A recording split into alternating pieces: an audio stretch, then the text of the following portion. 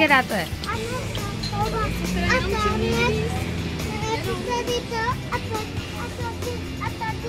Dobře. Takže já ti pak dám ochutnat, jo?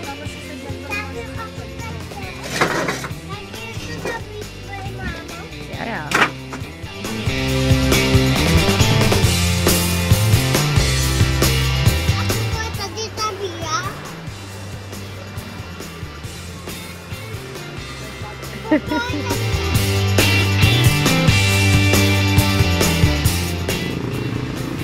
Ještě!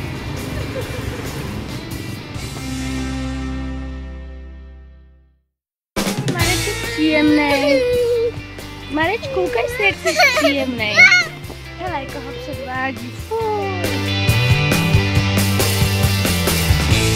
Stále pozitiv. Děláš, že se dusí. Co?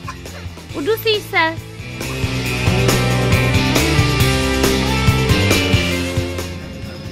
To není náš, ten pan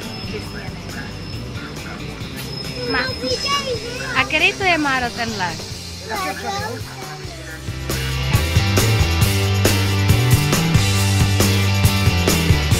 tam hudrá. A vůbec si neužívá to spoždění vlaku. A jasně. A který to je?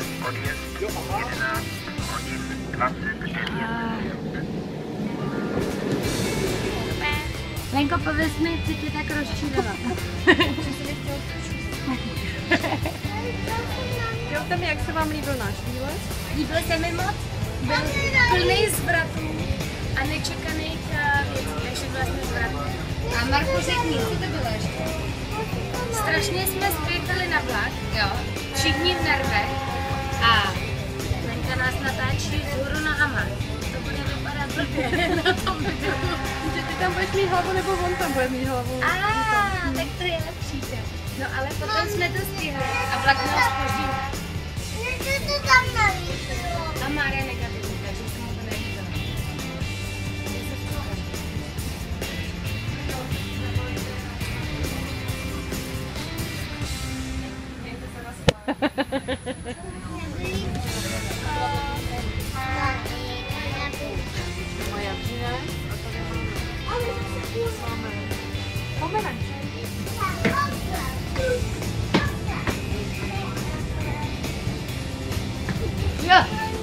Jo. Držte se. Tak čistí. Teď jsme vystoupili a stojí tady ta úžasná lokomotiva. Marku, co ty na to říkáš? Máro, líbí? Jsi spokojený? Co? Haló? Brzo pojedeme.